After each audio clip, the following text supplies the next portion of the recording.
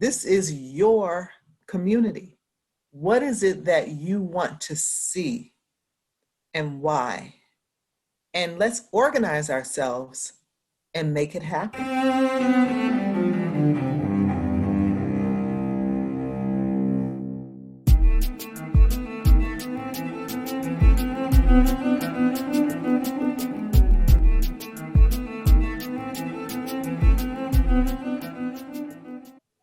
Welcome to Arts Engines. I am your host, Aaron Dworkin, and with us as our guest today, we have Lisa Richards Toney, who recently became president and CEO of APAP, the Association of Performing Arts Professionals, just this past summer. Lisa, welcome to the show.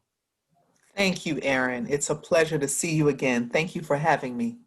Absolutely, absolutely. I'm so excited to have you here. So, people can always read your bio, and you've had just such extraordinary, history and legacy in our field. But I was curious, kind of now taking the reins of the leading institution, for all of the performing arts. And obviously, we just cannot, go without talking about the impact of COVID.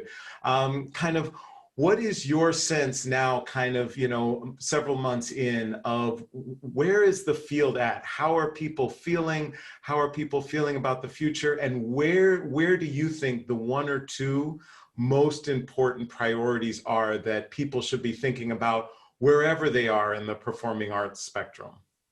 Mm-hmm. Well, first of all, I think that our field is struggling. I mean, we have to own that. I mean, this is not a field with a trajectory that is just so solid that it's unpermeable. There are so many mechanisms for doing business in this field that have worked quite well and people have done well.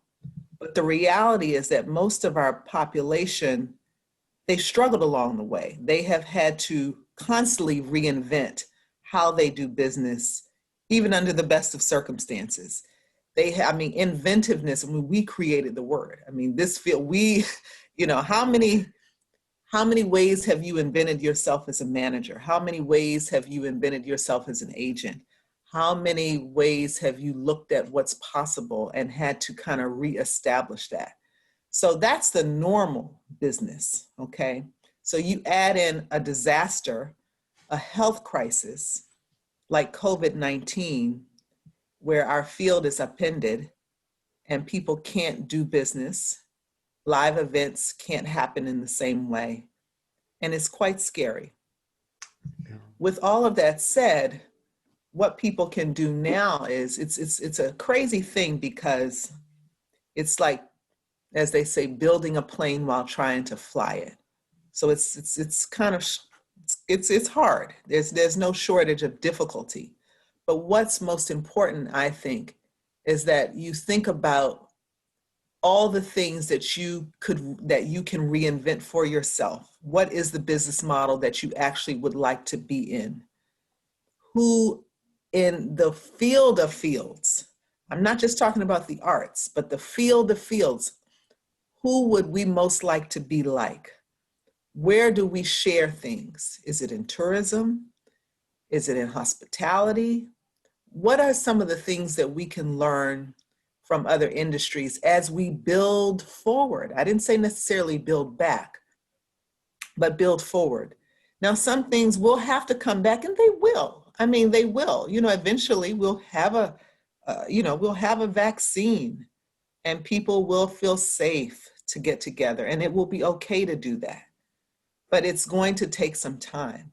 And so in the meantime, as they say, in the liminal space, how we spend this time says a lot about where we will go. If we spend this time, with, upset and backbiting and just trying to hold on, it's like hold on to what, it doesn't work like that. It's like, who moved my cheese? You know that book?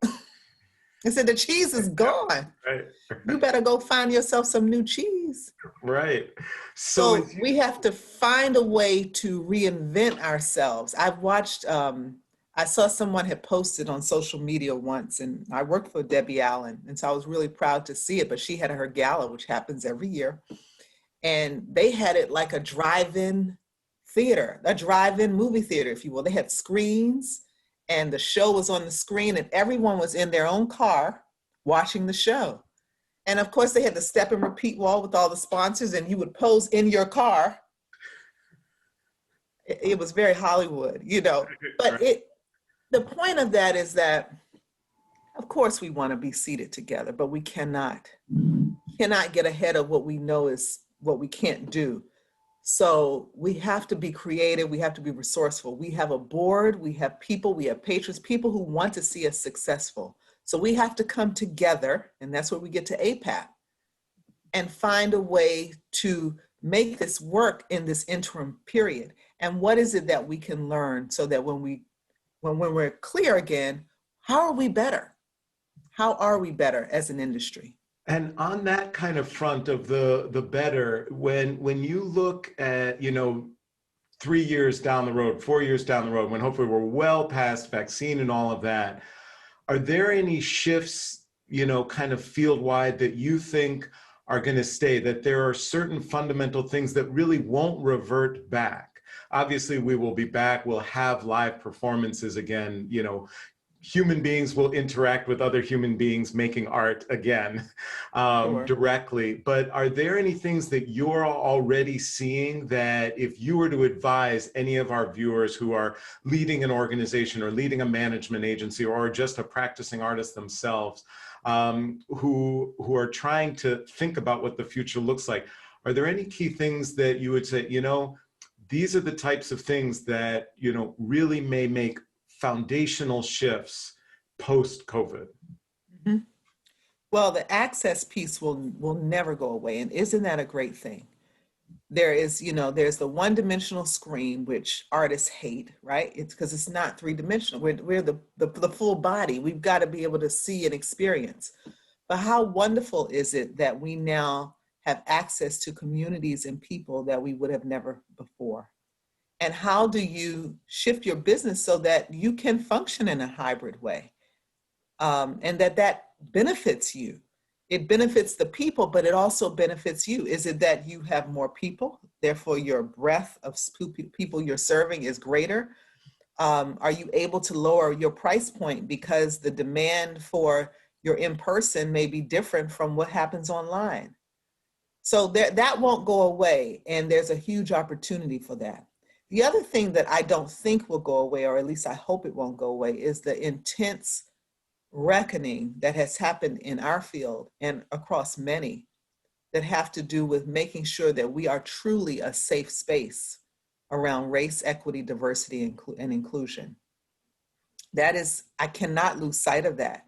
It's like, oh, the moment, but you know how that goes. It just slips away. I don't think that we will go back. We can't go back to that. We can't, this is like, it's for one, the leveling has happened. People are now knowing what it means to be humble, what it means to be empathetic, to understand that, yes, while this is a struggle for you, this entity over here has always struggled.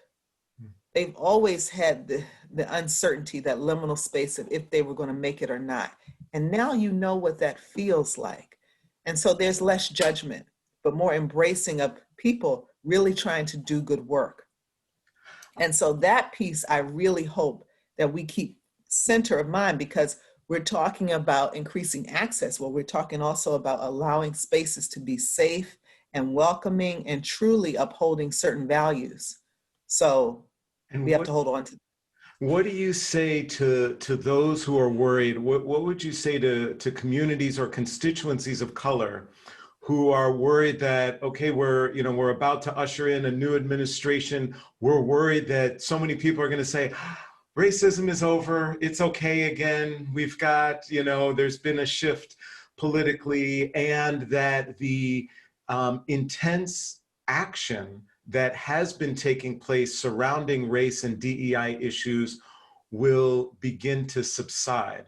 What would you say to those who are worried that there will be a decline in the interest in the commitment and the resources that seem to currently being brought to bear for issues relating to race and diversity? Mhm. Well, everything is up to the democracy, the people. I think the difficulty that many people have experienced over the last several years, it was a rise that happened in people, and they decided to actually do something about it. It's the one time in my lifetime. Now there are lifetimes before me, but in my lifetime where I've seen all of a sudden it's not the infamous they. Well, they didn't do this. Well, they, it's a lot of that. They and they. It's also, well, what can I do? And government, whether it's national government, local government, I worked at the Arts Commission to tell our constituents all the time, this is your community. What is it that you want to see and why? And let's organize ourselves and make it happen. What needs to happen first, second, and third. And I think that call to action was refreshing in spite of it up against such very difficult realities. It was refreshing to see that we still have it in us and we can pull and call upon it. And I think that the good thing about it is that it's let people know where things stand. That work has, it's been very difficult to watch the killings of Black men and the lack of response. But what has happened is that there has been a response, because there's not only one response, and that's the point. There's not just the national response. There's a response from people. There's not just a government response. People are just as important. And that's when I say that leveling. People say, oh, I actually have a voice and I can do something about it. And they have.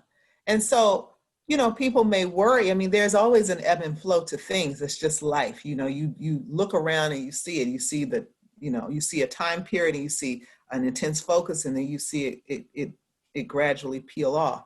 But, it's up to leaders and also just everyday citizens to keep it active. If it matters to you, if you know that if you don't keep it alive, the consequences of that, then it's up to us to say it's important. Yeah. And as a leader in this field, it's up to me to remind people that it's important.